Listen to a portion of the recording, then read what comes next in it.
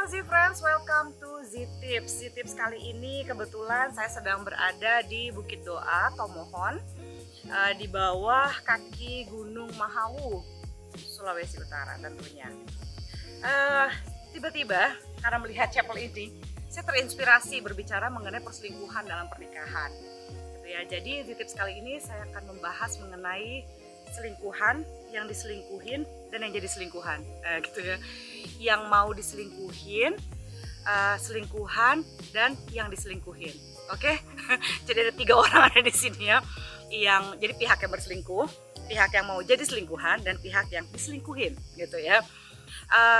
Jadi beberapa waktu lalu di Manado, Sulawesi Utara sempat viral banget sih, friends. Salah satu wakil ketua DPRD Provinsi Sulawesi Utara, ya, mungkin singkatan namanya boleh nggak ya disebutin? Tapi saya rasa kayaknya udah cukup viral banget waktu itu karena semua orang tiba-tiba merepost itu dan nge-tag saya dong tentunya, gitu ya. Pada waktu itu kita sebut saja kejadiannya adalah wakil ketua anggota DPR ini atau Jack, ya. Pada waktu itu dia sedang ada di satu kendaraan, saya nggak tahu awalnya seperti apa, susah juga baca kolom gosip ya. Tapi yang jelas yang saya lihat di video-video rekaman teman-teman pada waktu itu sih, friends. Jadi dia itu sedang ada di dalam mobil bersama dengan selingkuhannya, ya. Namanya Jack sedang berada dalam mobil bersama dengan selingkuhannya, lalu kepergok sama istrinya Mika, ya. Dan long story short, Mika itu bertahan di kap dan jadi dia bertahan di wiper mobil, ya, di atas kap mobil, dan mobilnya itu berjalan dan itu diberhentikan oleh masyarakat setempat karena itu benar-benar membahayakan nyawa dari Mika. Jadi di sini saya bukan mau gosipin Jack dan Mika, tapi saya mau berbicara mengenai selingkuhan dan perselingkuhan.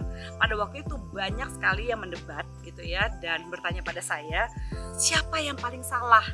Ya, tentu saja kebanyakan orang akan menyalahkan pelakor, gitu ya, atau penyuka laki orangnya. Tapi kalau menurut saya secara hukum maupun secara psikologis, yang paling bersalah dalam posisi ini adalah si laki-lakinya, gitu ya. Wah, kayaknya kalau kaum feminis selalu nyalahin laki-laki ya. Bukan gitu sih, friends. Tapi gini, sebenarnya undang-undang yang dimiliki oleh negara ini, ya, itu jika ada pelaporan sebenarnya yang bisa dihukum itu adalah si prianya, gitu ya, yang berselingkuh jika mau dilaporkan. Nah, kebetulan pada waktu itu Mika itu tidak mau melaporkan. Nah, saya lupa banget sih, friends, ya. Tapi waktu itu ada perempuan Minahasa Baswara yang kita bikin webinar mengenai pelecehan seksual, dan salah satunya topik ini terangkat dalam webinar kali itu. Itu ada rekamannya kebetulan di YouTube, Z-Friends bisa juga cari ya.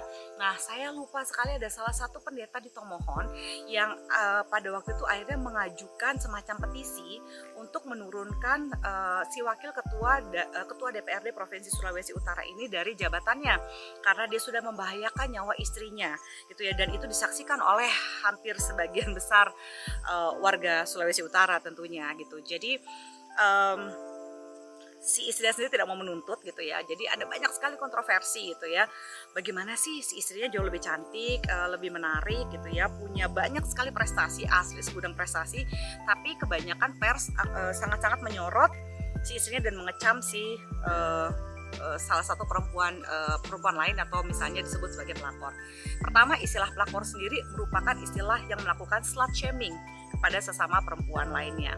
Satu, itu juga membuat saya tidak setuju karena sebenarnya yang paling bersalah di sini adalah si laki-laki yang memiliki pilihan buruk.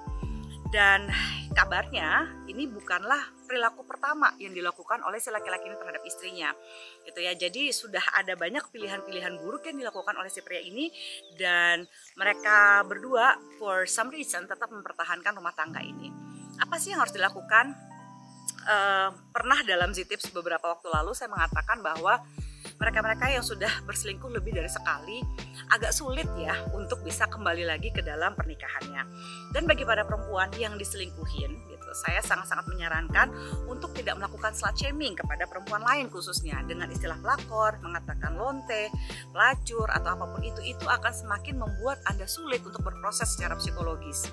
Karena dengan merendahkan si perempuan lain itu sebenarnya notabene ya, bagaimanapun juga perempuan lain itu dipilih oleh pasangan Anda sendiri loh gitu ya. Jadi melakukan slut shaming kepada perempuan lain justru akan semakin mempersulit kita untuk membangun relasi yang kita inginkan dengan pasangan kita sendiri.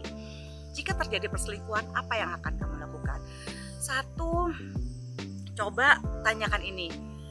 Apa sih sebenarnya yang saya cari dalam pernikahan ini? Apakah pernikahan ini memenuhi kriteria untuk membuat saya menjadi versi terbaik dari diri saya?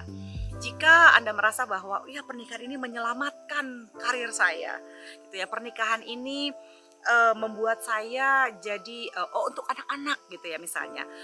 Sorry to say, tapi kalau Anda ingin menyelamatkan anak-anak Anda, selamatkanlah pernikahan Anda dulu, gitu ya, karena iya, jangan sampai ini menjadi beban anak-anak sebenarnya, gitu ya. Anda bertahan demi anak-anak, yakinkah bahwa satu hari nanti Anda tidak akan menyalahkan anak-anak Anda? Wah, dulu mama bertahan demi kamu loh, papa tuh bertahan meskipun mama mau begini itu demi kamu loh semua, ya. Itu terlalu berat bebannya sih friends untuk anak-anak sendiri. Jadi satu, kalau misalnya Anda adalah pelaku perselingkuhan, ya Anda apa sih sebenarnya konsep kebahagiaan Anda dan apa yang Anda cari gitu ya. Kalau misalnya Anda meminta maaf hanya karena ketahuan, kayaknya sampai kapanpun Anda tetap akan melakukannya. Ya, carilah kebahagiaan yang tidak merusak kebahagiaan orang lain. Kalau Anda merasa bahwa yang Anda lakukan ini memang benar-benar bisa membuat Anda bahagia, pastikan juga bahwa kebahagiaan ini adalah bagian dari kebahagiaan pasangan Anda, demikian juga anak-anak Anda. Karena kalau seks ya selalu akan jadi sensasi ya, dengan orang lain, dengan orang yang baru, rasanya akan selalu seperti itu. Tapi begitu you are getting serious ya, ketika Anda masuk ke dalam sebuah pernikahan, konteksnya akan jadi berbeda. Setiap pilihan buruk yang Anda lakukan, terutama dalam relationship, akan membentuk siapa diri Anda sebenarnya. Demikian juga kalau misalnya Anda adalah orang yang menerima gitu ya untuk memiliki hubungan khusus dengan mereka-mereka yang sudah memiliki pasangan gitu ya, yang sudah menikah, baik suami orang ataupun istri orang. Iya, kembali lagi apa yang Anda cari ya, selama Anda tahu bahwa ini yang memang Anda lakukan untuk memenuhi apa yang Anda inginkan. Misalnya, saya memang nggak perlu hubungan, saya memang saya nggak perlu status, saya nggak perlu untuk memiliki seseorang, saya hanya perlu bahwa ada orang yang mau taking care saya secara finansial. Itu juga adalah terserah dari pilihan Anda. Tapi kembali lagi, biasanya ketika Anda nanti satu hari nanti membina hubungan, Anda jatuh cinta, yang namanya juga manusia, kita nggak bisa tahu jatuh cinta pada siapa, kapan, dan di mana. Tapi ketika satu kali Anda akan membangun hubungan serius, pastikan bahwa bayang-bayang ini tidak akan menghantui hubungan Anda yang selanjutnya. Karena misalnya ya gitu ya, Anda merasa bahwa dia mencintai saya, dia mau meninggalkan keluarganya demi saya. Pastikan bahwa ketakutan Anda akan kehilangan dia seperti ya ketika dia meninggalkan keluarga yang sebelumnya itu tidak menghantui relationship Anda di saat seperti ini. Ya, jadi ada banyak harus dibicarakan ya, pernikahan kedua apalagi pasca perselingkuhan biasanya lebih complicated, lebih sulit ya untuk berproses. Pergilah berkonsultasi ke psikolog kalau misalnya Anda merasa bahwa I want to make it work ya. Nah, bagi para suami ya atau siapapun Anda yang memilih untuk saya nggak bisa deh kayaknya si orang yang baru ini seperti ini. Oke. Pertanyaannya adalah, yakinkah Anda ketika Anda membina relationship semuanya ini akan lebih baik? Jika Anda tidak tahu di mana letak problem, kesalahan, dan Anda tidak memperbaikinya dengan sekuat tenaga Anda, saya tidak yakin relationship yang baru akan membantu Anda untuk bisa bahagia dan menjadi versi terbaik dari diri Anda. Jadi pastikan di dalam relationship, satu, jangan pernah kehilangan diri kita. Kedua, apapun alasannya untuk memperbaiki lagi, pastikan ini untuk kebahagiaan Anda berdua. Karena kebahagiaan Anda berdua adalah otomatis kebahagiaan dari pasangan. So, kita sama-sama pastikan ketika kita masuk dalam rumah tangga ya, yang namanya kebosanan udah pasti ada, it's normal. Tapi bosan itu bukan bercerai, bosan itu bukan jadi alasan untuk selingkuh. Bosan itu adalah alasan untuk yuk kita melakukan kegiatan yang terpisah, karena kita punya dunia yang sebenarnya sama-sama berbeda. Jadi boleh dong kita punya dunia dengan teman-teman kita, dia dengan temannya dia gitu ya. Karena ketika kita collide ya, ketika kita dalam konteks pernikahan, ya kita juga harus jadi manusia yang terpisah sebelum kita menjadi manusia sendiri. Saya percaya seorang perempuan yang bahagia bisa menjadi istri yang bahagia dan ibu yang bahagia. Demikian juga jika Anda adalah pria yang bahagia, Anda akan mampu menjadi suami yang bahagia, dan demikian juga Anda juga akan mampu menjadi ayah yang bahagia. Jadi pastikan kebahagiaan itu tidak saling bentrok ya. Kebahagiaan yang Anda cari secara sendiri dengan teman-teman Anda tidak akan merusak hubungan yang ada di sini ya. Pastikan juga if the table is turned ya, jika mejanya dibalik, kondisinya kebalik ya, misalnya pasangan Anda yang tertarik pada orang lain, apa ya kira-kira yang akan Anda rasakan? Ketakutan yang seperti apa? Bagaimana Anda ingin memperbaikinya? So, belum telat sih friends, berapapun usia pernikahan Anda, cobalah buat statement dalam pernikahan Anda. Apa sih visi misi pernikahan Anda? Apa sih yang belum tercapai? Apa sih yang bisa membuat kita berdua bahagia? Ketika Anda sudah pernah mengalami perselingkuhan, pastikan okay, here we are. Ya, sebelum saling menuding, kamu yang salah, kamu begini, kamu harus begini. Cobalah lihat apa yang kita berdua bisa rubah, kita lakukan yang belum pernah kita coba sebelumnya untuk membuat kita berdua bahagia. Apa sih yang mau kita capai dalam hidup berdua ini? Kalau kita punya hidup sama-sama 30-40 tahun ke depan, apa yang akan kita lakukan berdua untuk memperbaiki ini? Yuk, jangan sampai ada kekerasan seperti ini lagi gitu ya. Saya agak-agak menyayangkan ya, pada waktu kejadian ini Mika justru keluar bukannya menuding suaminya Jack, dia malah menuding si perempuan lain ya. Dia berteriak mengenai nama perempuan itu, gerejanya ada di mana, dia tinggalnya ada di mana, dan sebagainya. Kecaman-kecaman seperti ini relatively itulah yang disebut sebagai slut shaming sebenarnya, dan tidak membantu juga ya untuk membuat dia juga merasa lebih baik.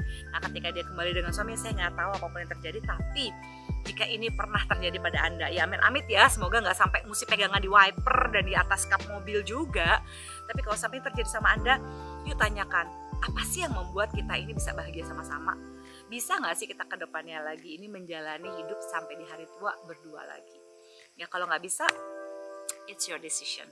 Ya, saya ada di sini untuk membantu Anda kalau misalnya Anda akan berkonsultasi dan sebagainya, ketika Anda misalnya perlu mediasi. So, thank you friends untuk menyimak Z-Tips kali ini. Sampai ketemu, saya Zoya Amirin. Bye.